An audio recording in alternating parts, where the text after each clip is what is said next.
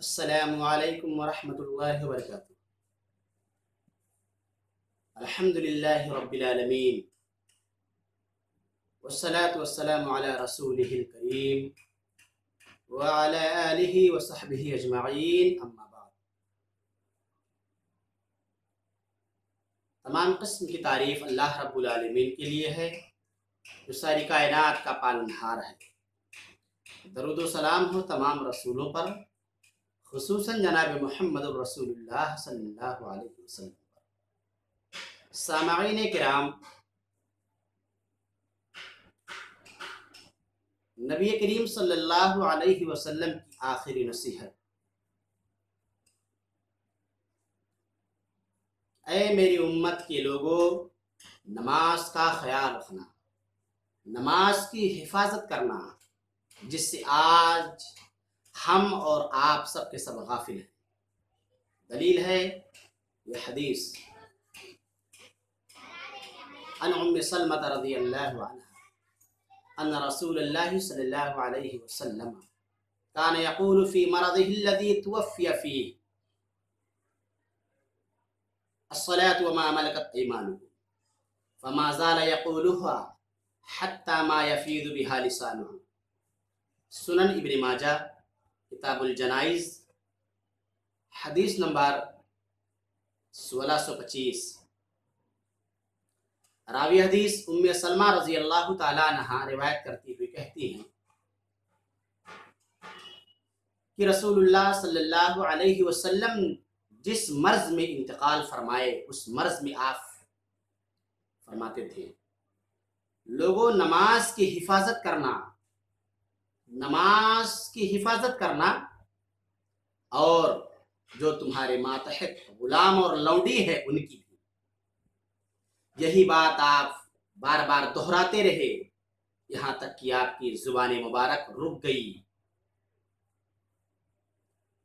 سامعین کرام، ہمیں سوچنا چاہیے اور غور کرنا چاہیے کہ جناب محمد الرسول اللہ صلی اللہ علیہ وسلم اپنے مرض الموت میں آخری نصیحت فرما رہے اپنی امت کو کہ اے میری امت کے مرد و عورتوں، نماز کی حفاظت کرنا، نماز کو نہیں چھوڑنا، جسے آج مسلمان غافل ہیں۔ مسلمان مرد اور مسلمان عورتیں نماز سے بہت زیادہ دور ہیں، بہت زیادہ دور ہے نماز سے۔ سوچنے کی بات ہے کہ اگر ہم نبی سے محبت کا دعویٰ کرتے ہیں، نبی کریم صلی اللہ علیہ وسلم سے اگر محبت کا ہمیں دعویٰ ہے،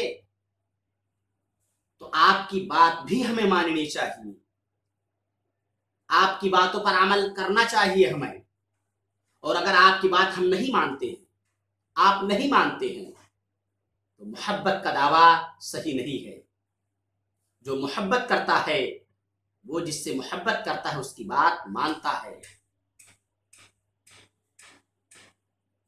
آپ کو اتنی تکلیف ہے، آپ بے ہوش ہو رہے ہیں، ہوش آ رہا ہے، پھر بھی آپ صلی اللہ علیہ وسلم کو نماز سے اتنی محبت تھی آپ کو، یا آپ صلی اللہ علیہ وسلم اپنی امت کو یہ نصیحت کرتے ہیں آخری وقت میں کہ اے میری امت کے لوگوں، نماز قائم کرنا، نماز نہیں چھوڑنا، نماز پابندی سے پڑھتے رہنا۔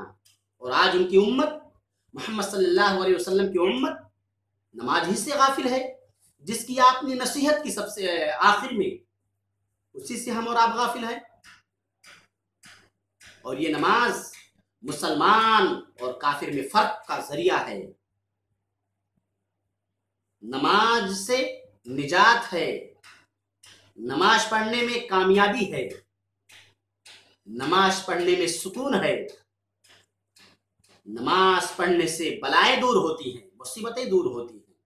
اس لیے ہم تمام مسلمانوں کو چاہیے کہ ہم نماز کے پابند بنیں، محمد صلی اللہ علیہ وسلم کی نصیحت پر عمل کریں، اور نماز پڑھ کر اللہ کو راضی کر کے اللہ کی بنائی ہوئی جنت کے ہم مستحق بنیں۔ اللہ سے دعا ہے الہ العالمین ہم تمام مسلمانوں کو نماز کا پابند بنا۔